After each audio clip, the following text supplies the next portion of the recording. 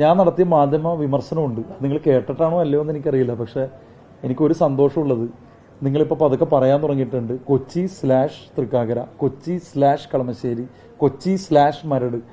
ഞാനത് നിങ്ങളോട് പറയാൻ കാരണം, എനിക്ക് തൃക്കാക്കരയിലോ കളമശ്ശേരിയിലോ വെള്ളം പൊങ്ങണമെന്ന് ആഗ്രഹിച്ചിട്ടല്ല. എന്നെ തിരുവനന്തപുരം മുതലുള്ള ആളുകൾ വിളിക്കാൻ തുടങ്ങും. മേയറെ, ലീലാവതി ടീച്ചറുടെ വീട്ടിൽ വെള്ളം കയറി. ഞാനിത് വളരെ ഗൗരവമായിട്ട് നിങ്ങളോട് പറയുകയാണ്. എത്ര മന്ത്രിമാരുടെ ഓഫീസിൽ നിന്ന് തന്നെ വിളിച്ചെന്നറിയൂ, ലീലാവതി ടീച്ചറുടെ വീട്ടിൽ വെള്ളം കയറി, നിങ്ങളൊന്ന് ചെന്ന് നോക്കണം പുസ്തകങ്ങൾ.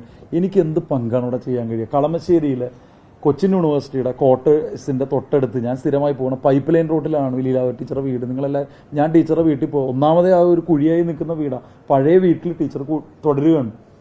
അപ്പോൾ ആ വീട്ടിലേക്ക് ഞാൻ എങ്ങനെ കളമശ്ശേരി മുനിസിപ്പൽ ചെയർമാന്റെ ഉത്തരവാദിത്വം, അവിടെ ഒരാൾ തിരഞ്ഞെടുക്കപ്പെട്ട ആളില്ലേ, എനിക്കവിടെ ചെന്ന് അത് പരിഹരിക്കുന്നതിലും പരിമിതിയുണ്ട്. ഇതുപോലെ തന്നെയാണ് തൃക്കാക്കരയിലാണെങ്കിലും ഇൻഫോ പാർക്ക് വെള്ളത്തിലായി. കൊച്ചി മേയർ ഇൻഫോ പാർക്ക് ഇത്രയും വെള്ളത്തിലായിട്ട് മേയർ എന്താണ് അവിടെ ചെന്ന് നോക്കാതെ? ഞാൻ ചെന്ന് നോക്കിയാൽ എന്തായിരിക്കും സ്ഥിതി? കാരണം അവിടെ ഒരു മുനിസിപ്പൽ ചെയർമാൻ ഉണ്ടല്ലോ.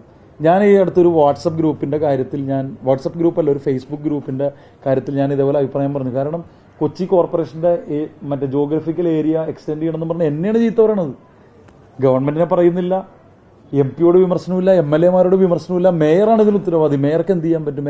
ഞാൻ മേയറായ കോർപ്പറേഷൻ ലിമിറ്റ് വർദ്ധിപ്പിക്കാൻ കഴിയണമെങ്കിൽ അത് ആർക്കാ ചെയ്യാൻ കഴിയുക? അത് ഗവൺമെന്റ് ചെയ്യേണ്ട കാര്യമാണ്. അപ്പോൾ ഇപ്പൊ അതിനുശേഷം ചില ആൾക്കാർ പറയുന്നുണ്ട് മേയർക്ക് വ്യക്തിപരമായ എതിർപ്പില്ലെന്ന് മനസ്സിലാവുന്നു, മേയർ അത് സമ്മർദ്ദം ചെലുത്തണം. ഞാനൊരു അച്ചടക്കമുള്ള ഈ സംഘടനാ തത്വങ്ങൾ പാലിക്കുന്ന ഒരു രാഷ്ട്രീയ പാർട്ടിയിലെ അംഗമാണ്. ഞങ്ങൾക്ക് ഞങ്ങളുടേതായ ശൈലിയുണ്ട് പ്രവർത്തിക്കുമ്പോൾ, എവിടെ എന്ത് അഭിപ്രായം എങ്ങനെ പറയണം എന്നൊക്കെ ഉള്ളതിന് വ്യക്തമായ കാഴ്ചപ്പാടുണ്ട്. അപ്പോൾ ദയവായി നിങ്ങൾ ആ കാര്യങ്ങൾ മനസ്സിലാക്കണം എന്നാണ് എനിക്ക് സൂചിപ്പിക്കുന്നത്. ഞാൻ ഒരുപാട് നേരം സംസാരിക്കുന്നതിൽ അർത്ഥമില്ല, നിങ്ങൾക്ക് ചോദിക്കാം.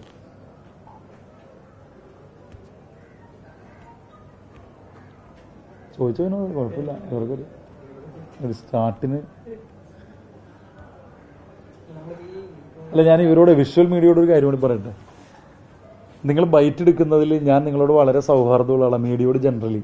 ഇപ്പൊ തന്നെ അവർ പറയണത് ഞാൻ ചിരിക്കുന്നു എന്ന് പറഞ്ഞിട്ടായിരുന്നു ചീത്ത പറയണത്. എന്തുകൊണ്ടാണ് ചില സമയത്ത് ബൈറ്റിൽ നിന്ന് ഒഴിവാകണമെന്ന് പറഞ്ഞാൽ, ഒന്നാമത്തെ പ്രശ്നം നമ്മൾ പറയുന്നതല്ല നിങ്ങൾ കൊടുക്കുന്നത്. ഒരു അരമണിക്കൂർ നമ്മളൊരു ആളോട് സംസാരിച്ചാൽ അതിൻ്റെ അവസാന ഭാഗത്ത് 2 മിനിറ്റ് എടുത്തിട്ട് ഞാൻ ഉദ്ദേശിക്കാത്ത സാധനം വെച്ച് കൊടുത്താൽ നമ്മൾ പ്രതിസന്ധിയിലാവും. ഒരു ടെലിവിഷൻ ചർച്ചയിൽ വിളിച്ചിട്ട് 1 മണിക്കൂർ നമ്മൾ വർക്ക് ചെയ്തുകൊണ്ടിരിക്കുന്ന ആൾക്കാരാണ്. 1 മണിക്കൂർ നമ്മൾ കാത്തു നിന്നിട്ട് ചില സമയത്ത് നമുക്ക് പറയാൻ അവസരം കിട്ടിയില്ലെങ്കിൽ പിന്നെ വെറുതെ അനാവശ്യമായിട്ട് വീണ്ടും ഒരു മീഡിയ ക്രിറ്റിസിസത്തിലേക്ക് പോകേണ്ടി വരും. അപ്പോൾ അതുകൊണ്ടൊക്കെയാണ് നിങ്ങളോട് പലപ്പോഴും ഞാനിങ്ങനെ പറയുന്നത്. നിങ്ങൾക്ക് എന്തെങ്കിലും കാര്യങ്ങളിൽ ബൈറ്റ് ആവശ്യമുണ്ടെങ്കിൽ ഒന്നുകിൽ നിങ്ങൾ ഒരുമിച്ച് വന്നാൽ ഞാൻ ബൈറ്റ് തരാം. അതല്ല, നിങ്ങൾ വളരെ പർട്ടിക്കുലർ ആണെങ്കിൽ ചില സമയത്ത് പർട്ടിക്കുലറായി ബൈറ്റ് ചെയ്യാനൊന്നും തകരാറില്ല. അപ്പം ഞാൻ അതൊരു ഒരു അകൽച്ചയായിട്ടൊന്നും നിങ്ങൾ കാണരുത്. അതുകൊണ്ടാണ് എനിക്ക് പ്രതികരിക്കുന്നതിലൊക്കെ ചില പരിമിതികളുണ്ടായത്. ചോദിച്ചു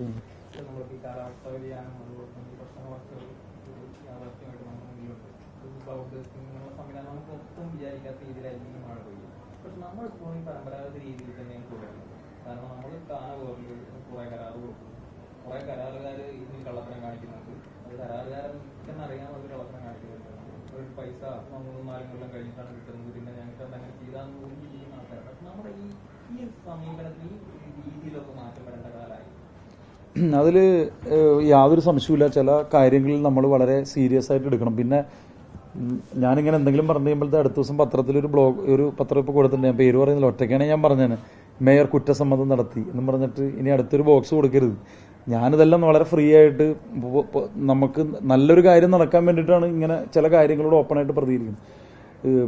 ഇവിടെ വിനോദ് പറഞ്ഞ കാര്യത്തിൽ കുറേ മാറ്റങ്ങൾ വരുത്തണം എന്നുള്ള കാര്യത്തിൽ സംശയമില്ല. ഒന്നാമത്തെ കാര്യം ഞാൻ പറഞ്ഞു, മെയ്ക്ക് മുമ്പ് തന്നെ, ഞാൻ വെറുതെ പറഞ്ഞല്ല, നിങ്ങളെല്ലാവരും കണ്ടിട്ടില്ല, പണ്ട് ജൂൺ ആദ്യ വാരത്തിലൊക്കെയാണ് ഈ മഴക്കാലപൂർവ്വം ഒരു പകുതിയൊക്കെ ആവുന്നത്. ഇത്തവണ വളരെ അഡ്വാൻസ് ചെയ്ത് നമ്മൾ ചെയ്തു. പക്ഷെ അത് പോരാ, മെയ്ക്ക് മുമ്പ് തന്നെ കംപ്ലീറ്റ്ലി നമ്മൾ തീർക്കണം എന്ന ഒരു തീരുമാനം നിങ്ങളുടെ എല്ലാം ക്രിറ്റിസിസത്തിന്റെ ഭാഗമായി, പൊതുസമൂഹത്തിന്റെ ക്രിറ്റിസിസത്തിന്റെയും ഭാഗമായി അത് നമ്മൾ ഉൾക്കൊള്ളുന്നു. 2, ഇത് ഒരു തവണ ഇങ്ങനെ കോരുന്നത് കൊണ്ട് മാത്രം കാര്യമില്ല.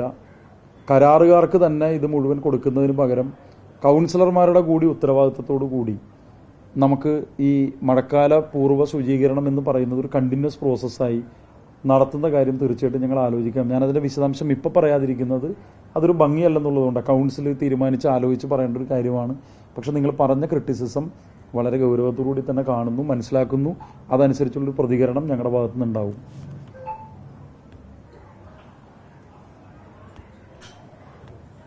ഒന്നുമില്ല.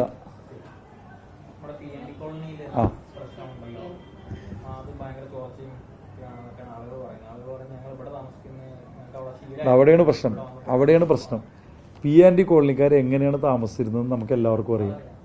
PND കോളനിക്കാർ ഇപ്പം എങ്ങനെ താമസിക്കണമെന്ന് നിങ്ങൾക്കറിയാം. ഇതൊക്കെ വിഷ്വൽ മീഡിയയാണ് സാധാരണ. പിന്നെ മനോരമയെ നല്ല തട്ട് കിട്ടി, ഞാൻ കണ്ടു പിറ്റേ ദിവസം. അതായത് നിങ്ങൾ ഇങ്ങനെ നടന്നിട്ട് ഇതിനേക്കാൾ കഷ്ടമായിരുന്നു. പണ്ട് അവരെ നമുക്കറിയാലോ, കേന്ദ്രീയ വിദ്യാലയ ക്യാമ്പിൽ കൊണ്ടാക്കും, അവർ പോകാൻ തയ്യാറാവില്ല. ആ പ്രയാസങ്ങളൊന്നുമില്ല. അതിൽ ഞാൻ മനസ്സിലാക്കിയായിരുന്നു നിങ്ങളോട് പറയാം. PND കോളനിയുടെ പുനരധിവാസം നടത്തിയത് GCD ആണ്. GCDയെ ശരിക്കും പറഞ്ഞാൽ ഈ കാര്യം ചെയ്യേണ്ട ഒരു കാര്യവും GCDയ്ക്കില്ല. ഞാനിവിടെ നമ്മുടെ MP-യുടെ സ്റ്റേറ്റ്മെൻറ്റ് കണ്ടു. കഴിഞ്ഞ GCDA ചെയർമാനെ കൂടി അന്വേഷണത്തിൻ്റെ പരിധി കൊണ്ടുവരണം. എന്താണ് അദ്ദേഹം ചെയ്ത തെറ്റ്? കഴിഞ്ഞ GCDA ചെയർമാൻ ഞങ്ങളുടെ ജില്ലാ സെക്രട്ടറിയെ കുറിച്ചാണ് അദ്ദേഹം പറഞ്ഞത്. കഴിഞ്ഞ GCDA ചെയർമാൻ കോടിക്കണക്കിന് രൂപ വിലയുള്ള GCDയുടെ സ്ഥലം ഒരു കോളനി നിവാസികൾക്ക് താമസിക്കാൻ കൊടുത്തു എന്ന വലിയ കാര്യമാണ് അദ്ദേഹം ചെയ്തതെന്ന്. അത് ഏത് സന്ദർഭത്തിലാണ് ചെയ്തതെന്ന് ബഹുമാന്യ MP മറക്കരുത്. UDF കൊച്ചി ഭരിക്കുമ്പോഴാണ് അദ്ദേഹം GCDയുടെ സ്ഥലം, GCDയുടെ പണം വരെ ഉപയോഗിച്ച് സംസ്ഥാന സർക്കാരിനോട് ആവശ്യപ്പെട്ട് PND കോളനിക്കാരെ പുനരധിവസിപ്പിക്കാനുള്ള തീരുമാനം അദ്ദേഹം എടുത്തത്.